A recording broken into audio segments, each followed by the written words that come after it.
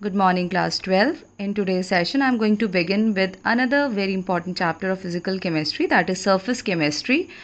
Though it is a part of physical chemistry, but it will not have any numerical problem in it, no mathematical derivations or calculations. So, all those who have a fear of maths or calculations should be relaxed by now because those chapters are over, and this chapter is purely theoretical with no derivations in it. As the name suggests, you will be studying about surface phenomena and mostly about adsorption. And another very important topic of the chapter is colloidal solution, and under that heading you will be doing many other topics. You will be studying about the Brownian motion, Tyndall effect. You'll be studying about the application of colloidal solution in medicine and many other topics, important topics.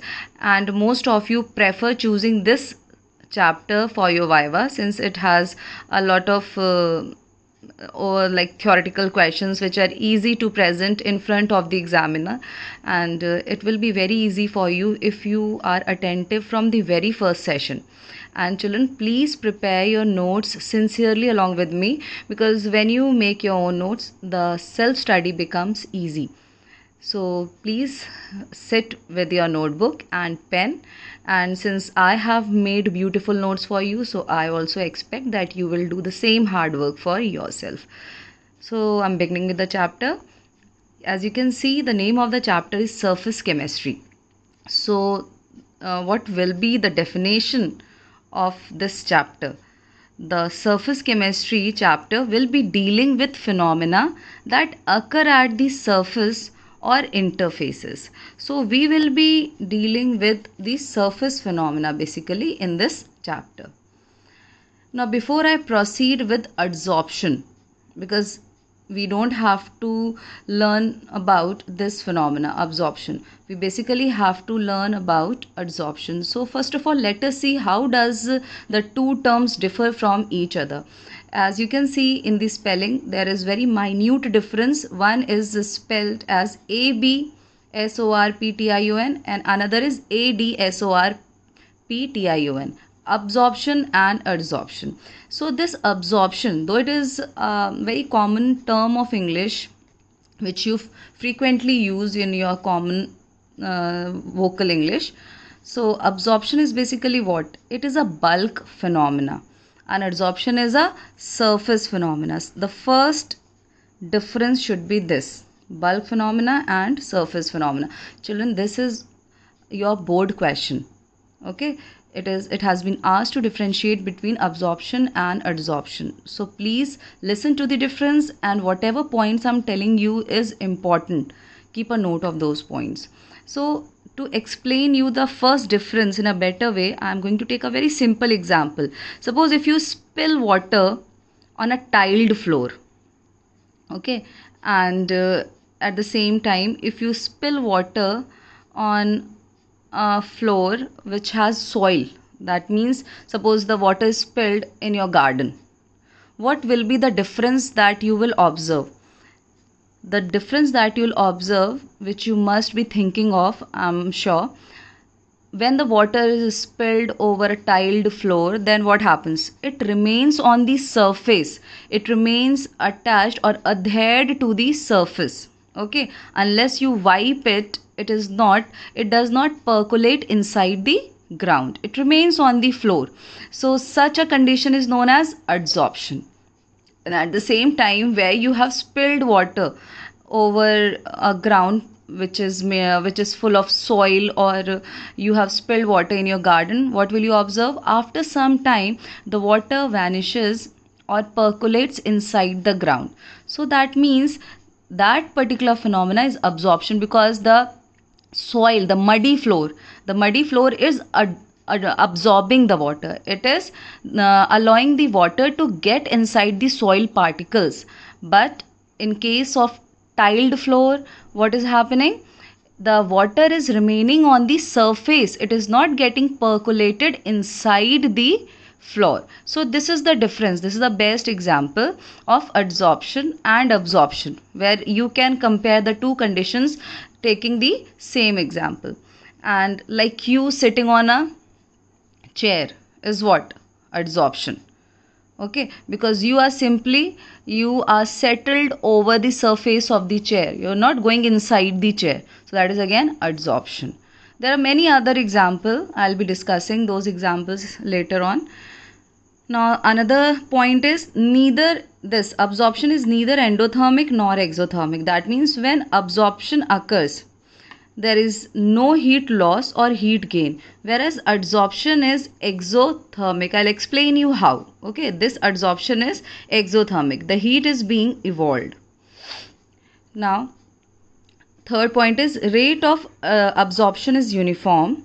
That is, it remains the same from the beginning till the end, it does not change with time. Whereas rate of adsorption is non-uniform. That is, it is rapid in the beginning and then it decreases. Why? Because when you are beginning with the process of adsorption, the whole surface is free for the phenomena to occur.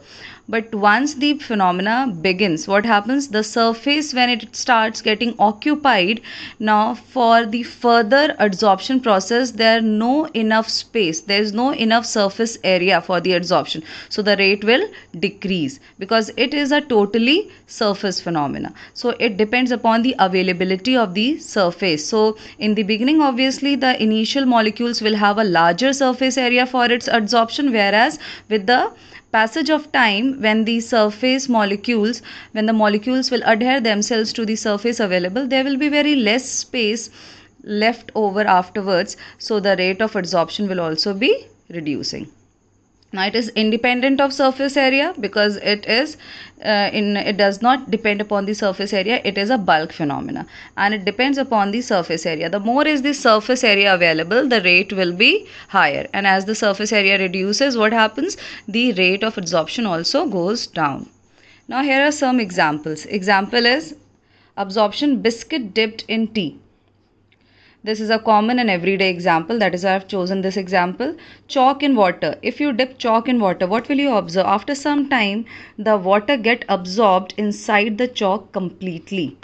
And example of adsorption is chalk on board. When your teacher writes on board with the help of chalk, what happens? The chalk particles are not getting inside the board. They are simply adsorbed over the surface of the board. That is why he or she is able to write. Then another example is silica gel, which is used to absorb moisture. You must have seen, if you purchase a new water bottle, thermos flask, or in newly purchased items, you will find that a packet is kept inside having circular balls in it. That is silica gel. Now silica gel is kept there just to absorb water, absorb moisture. If there is any moisture, to keep that particular item fresh, silica gel is placed inside it. Okay, to avoid any foul smell, or avoid the presence of any moisture, silica gel is kept there. And those balls, those round balls have quite a large surface area, because circular shape has a large surface area from outside, so it helps in adsorption of moisture. So these are the difference between absorption and adsorption, and I hope it is clear. So first point that you need to keep in mind is, it is a bulk phenomena. That is, when whole the whole volume of a particular substance is involved, then it is absorption, and if only the surface is involved, then it is adsorption. So I hope this is clear, and it is a very essential part of the chapter, adsorption. This term will be repeatedly used in the chapter. Now moving ahead, now coming to the definition of adsorption, because at times you get the definition also in your exam, so you need to know how to define it. It is a phenomena in which one substance accumulates on the surface of another substance in higher concentration. So just like I told you, an example of chalk over board, green board, what happens? The chalk particles are getting accumulated over the surface of the board. So this is a phenomena in which one substance accumulates on the surface of another substance in higher concentration. Okay. Now with relation to concentration, we have another two categories of adsorption: negative adsorption and positive adsorption. First of all, let us read what is the difference, then I'll explain you. If concentration of adsorbate is less as compared at the surface layer than in the bulk phase. Okay, if the concentration of adsorbate is less at the surface layer than in the bulk phase, that is known as negative adsorption. Now positive adsorption is if concentration of adsorbate is more at the surface as compared to its concentration in the bulk phase. Now you must be watching a new term here, adsorbate. Okay, so let us first of all know what this term means. So as you can see here, I have mentioned the meaning of two terms here. Adsorption means the combination of adsorbent and adsorbate. Now here you can read out the meaning of the two. Adsorbent means the surface where the adsorption occurs. Like the example that I took is board and chalk wala example.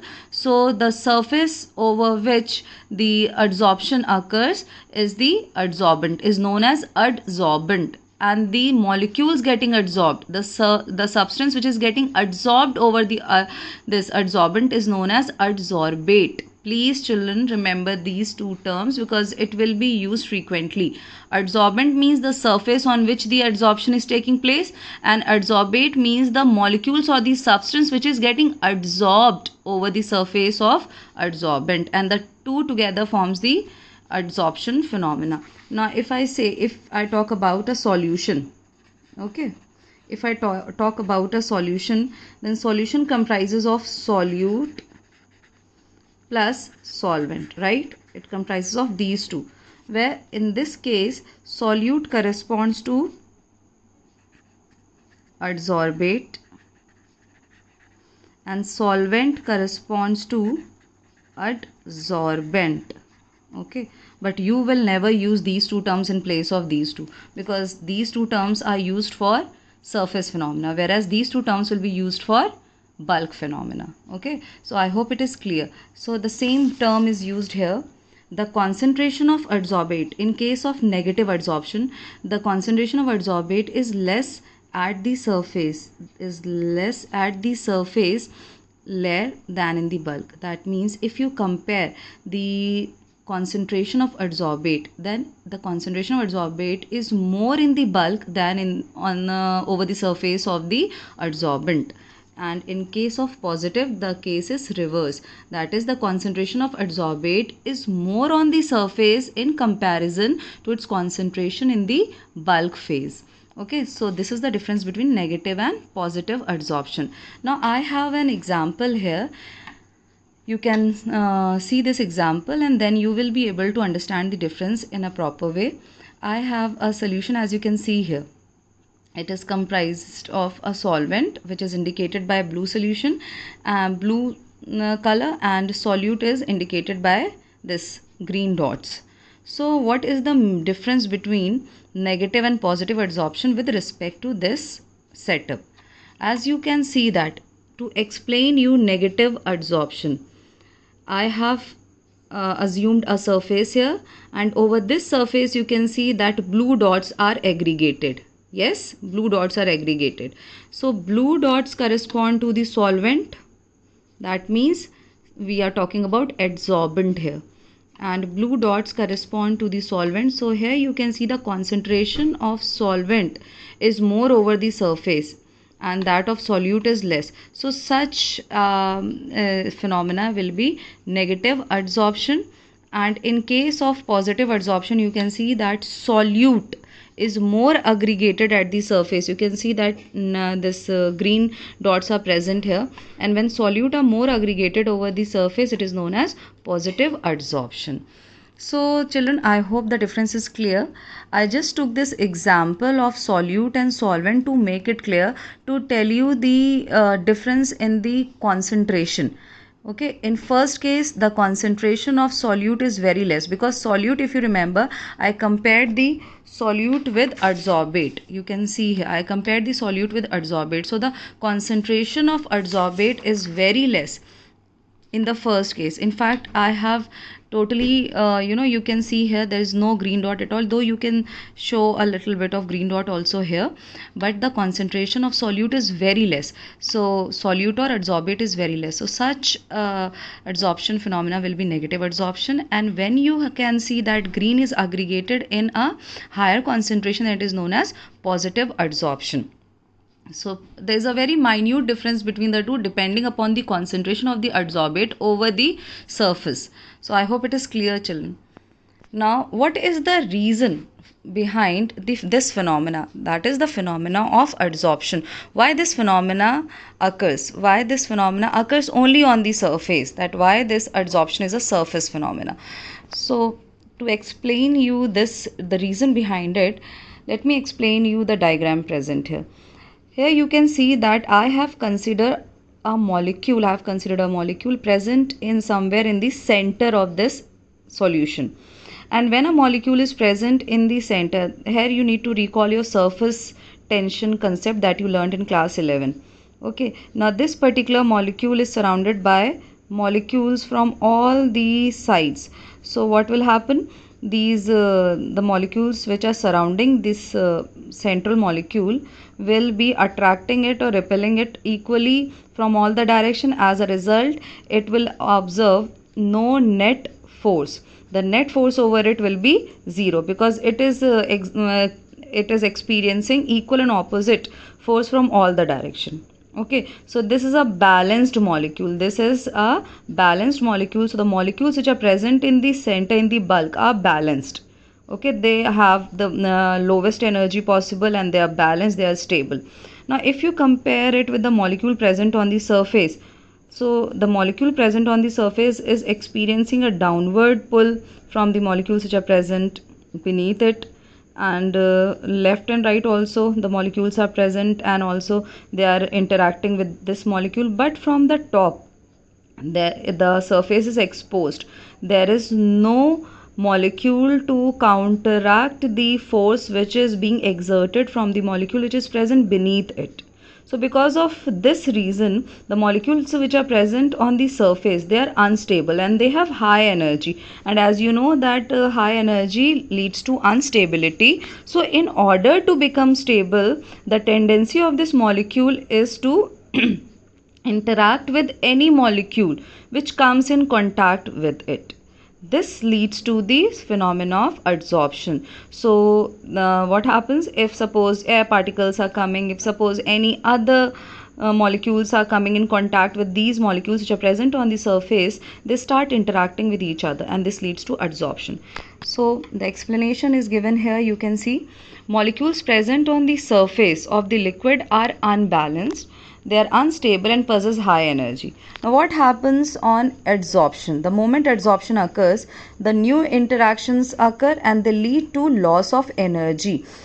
Now please recall a very small concept from class 11. Whenever, especially I told to my class in a very clear language that attractive forces or interactions are always exothermic in nature. That means suppose a new bond is formed.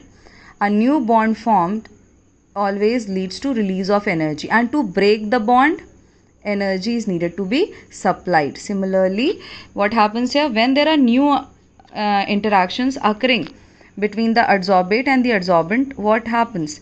Because of this new interaction, energy will be released by the system, and when the energy will be released by the system, this system will become stable because the energy of the molecules will go down, and so the stability will increase. So new interactions lead to loss of energy because the process is exothermic, as you saw here in the difference also, that adsorption is an exothermic process. So because of this release of energy, what will happen?